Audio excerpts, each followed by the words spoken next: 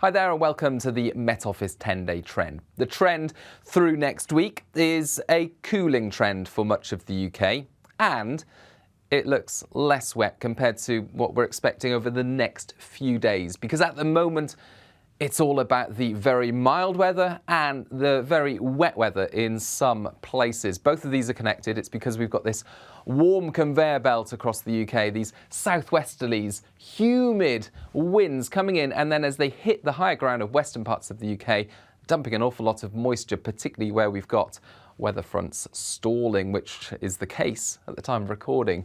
This cold front has effectively stalled. It's become aligned with the winds, and it's bringing some very heavy and very persistent wet weather to southwest Scotland and northwest England. Now, for parts of southwest Scotland, western parts of Borders, eastern parts of Dumfries and Galloway, as well as Cumbria, widely 80, 100 millimetres of rain and as much as 200 to 250 millimetres of rain for the exposed parts of the western fells of Cumbria. These are exceptional rainfall totals for even the wettest part of the UK, which is Cumbria on average, and for the wettest part of the year. So risk of flooding in these areas through Wednesday and Thursday. Amber warning in force, yellow warnings also in force for parts of northwest England, southern Scotland and Wales. Increasingly the focus as we head into Thursday and Friday. Southwest England also seeing a lot of wet weather, particularly over the mountains of Wales and Dartmoor. But later Friday, the whole system finally gets shoved through and the rain turns more showery. It clears to the east. A few more showers follow to the west, but brighter skies on the whole later Friday here, and a little less mild as a result. But once we say goodbye to this system, it's not long before the next one turns up, carried along by the jet stream, and you can see actually two streams with this jet stream.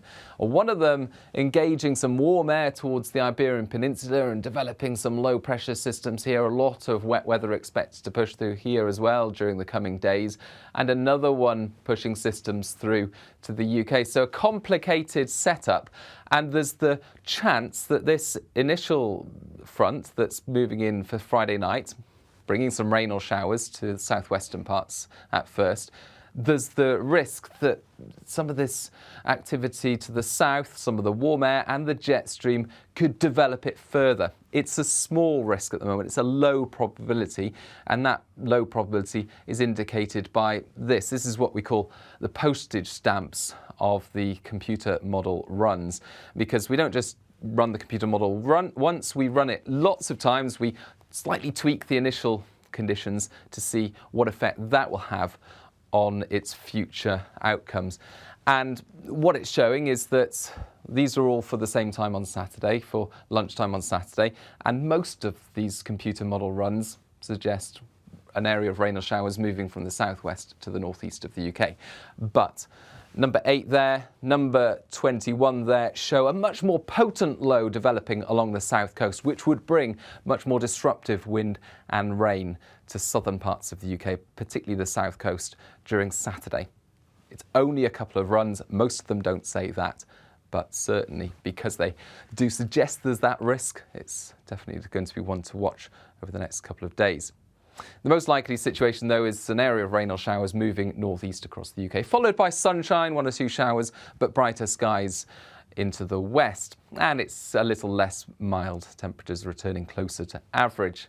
But the weather stays very changeable through the weekend because we're in this highly developmental zone where we've got the jet stream close by, picking up and spinning up these areas of low pressure and sending them to the UK. This next low, more likely to deepen compared to the other one, and more likely to bring a spell of wet and windy weather in for Sunday. So dry start in the east on Sunday, wind and rain move in from the west and widely turning unsettled. Although temperatures are dipping below now, they're around average by Sunday, I think, and with that wind and rain, it's not going to feel very pleasant at all. Certainly a marked temperature change compared to what we've seen recently. The wind and the rain moves through, so some areas could clear up by Halloween evening, but be wary of that unsettled weather that will be around for much of Halloween. Then the focus for the start of next week is in the northeast, because the low deepens further as it pushes into the North Sea, and there's the risk of disruptive wind and rain across northeastern parts of the UK. Brighter skies for the start of next week into the west, but always the chance that weather fronts will run south and provide further rain or showers. And we're to the north of the jet stream, so that cooling trend through the weekend continues into the start of next week. We're on the cool side of the jet stream. The jet stream as well is very amplified by the start of next week, and when it's amplified like this, systems tend to get more slow moving. Things don't move through as quickly. And that means that this pattern, with the low sitting to the east and high pressure building to the west, is likely to continue throughout much of next week. That's what most of the computer models suggest. So that's how we're looking throughout much of next week. Low to the east, high building to the west, and this colder north-northwesterly or northerly airflow still bringing rain or showers in from the north to affect northern and eastern parts of the UK in particular, but brighter spells in between, some decent sunshine, particularly to the west, and lower temperatures likely to be dipping below average. We're talking about high single figures or low double figures by day, and perhaps in some sheltered spots a touch of frost, but still a keen breeze throughout much of next week. And then there are some signs that later on next week the pattern will become a little flatter again, but it might take some time. It might not be until right at the end of next week that we start to see more changeable westerlies arrive. So at least it's looking less wet next week compared to the heavy rain that we're expecting in some places over the next few days. And we've got that cooling trend, which is evident on this chart here. This is a meteorogram, and it shows for a central part of the UK, the red boxes show daytime temperatures, the blue boxes show overnight temperatures.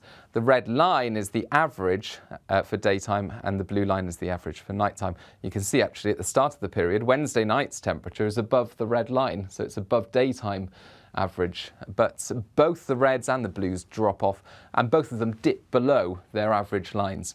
So daytime and overnight temperatures dipping below average for a time next week. Perhaps some recovery if we get those more changeable westerlies by Friday and Saturday, but that's a long way off. And the important thing is over the next 10 days, it's going to be very wet at first, especially across western parts of the UK. Northwest England, southwest Scotland at first, then Wales, then the southwest Thursday and Friday. Often windy, the risk of disruptive winds this weekend, a low probability of very disruptive winds in the far southwest and south to keep cross, and then that cooling trend turning colder into next week, but at least the wind and rain less likely to be disruptive through next week. A lot going on, and of course we'll keep you updated right here at the Met Office. Bye-bye.